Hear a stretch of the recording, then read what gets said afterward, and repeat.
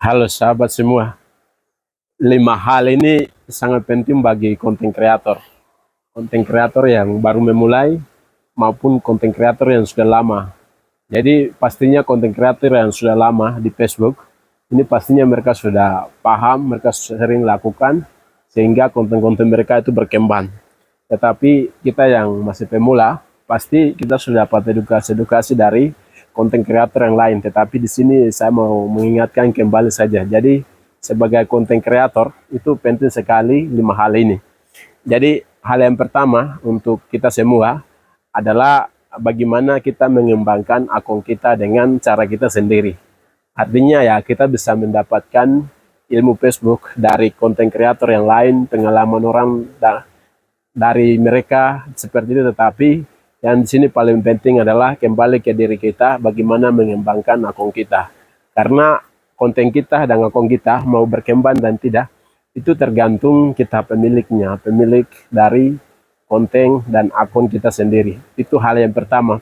Kemudian hal yang kedua, itu banyak konten kreator juga sering sampaikan bahwa untuk beberapa fitur, sekitar 4 atau 5 fitur yang sudah ada di Facebook, baik itu bonus, in-stream, reel, kemudian langganan, dan lain-lain ini, kalau kita mau kembang dan tidak, itu teman-teman harus konsisten.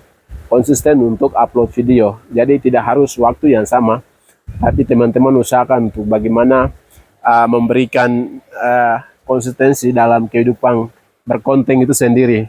Jadi kalau reel itu kita mau konsisten, itu pasti kita secepatnya fitur tersebut terbuka. Kemudian ada beberapa fitur juga seperti itu.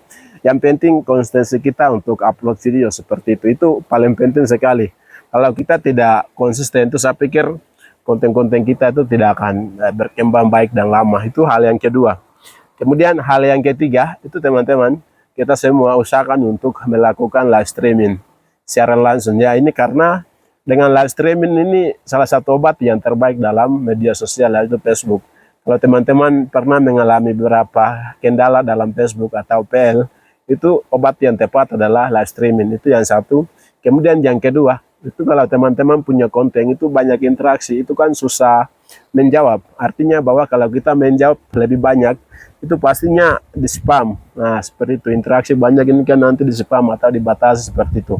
Dengan live streaming ini yang bisa menjawab semua pertanyaan, kita bisa sapa semua follower kita maupun audiens yang lain di Facebook itu sendiri. Kemudian dengan live streaming juga ini kan bisa menghubungkan audiens ini dengan kita, kemudian memperkenalkan lebih akrab lagi, seperti lebih kenal dan lain-lain. Kemudian dengan live streaming juga itu Facebook akan terbaca wajah kita, diri kita, dan pemilik konten kita. Jadi salah satu yang ketiga itu adalah kita melakukan live streaming dalam kondisi apapun. Kalau teman-teman bilang, kalau live streaming tidak ada yang nonton, ini kan pemula, seperti itu, kita punya brand dirinya. Kemudian yang keempat yang kita harus lakukan di media sosial itu adalah interaksi. Memang interaksi ini semua konten kreator sering bahas, karena interaksi ini merupakan salah satu jembatan untuk kita bisa menyeberangi ke jalan yang selanjutnya. Jadi kita membuka jalan, itu artinya interaksi. Interaksi itu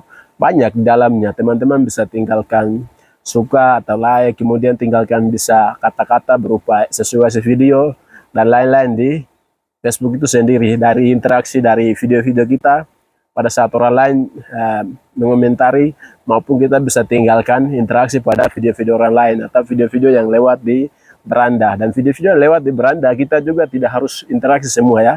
Teman-teman juga bisa pilih-pilih, mungkin teman-teman suka video apa ya, itu yang, karena apa yang kita suka, apa yang kita nonton, itu Facebook melihat kita bahwa oh orang ini konten ini dia suka seperti ini, sehingga video-video selanjutnya juga bisa sarankan di beranda kita.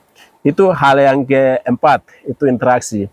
Kemudian hal yang kelima terakhir, itu kita harus punya branding diri kita sendiri. Kita tunjukkan branding diri, kemudian kita punya tujuan yang jelas. Kemudian kita juga punya motivasi dari diri kita sendiri. Karena tujuan yang jelas, branding diri, kemudian motivasi yang kuat, itu saya pikir berbagai hal yang menimpa pada diri kita, itu kita bisa melawan semua dengan cara-cara itu.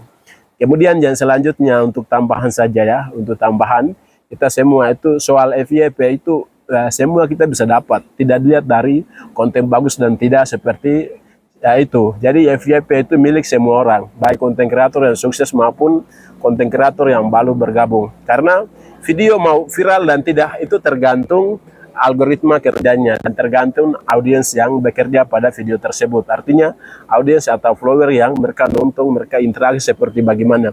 Kemudian Meta Facebook juga menyarankan video itu kepada beranda orang lain, maka video tersebut akan FYP. Jadi FYP itu for you page. Artinya video tersebut viral kemana-mana. Kalau teman-teman salah satu video viral, maka followernya akan datang sendiri, kemudian perkembangan akun akan tumbuh secepatnya.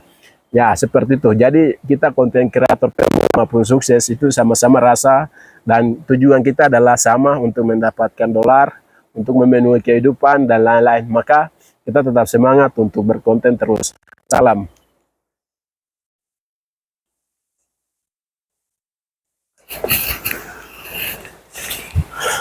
Ada.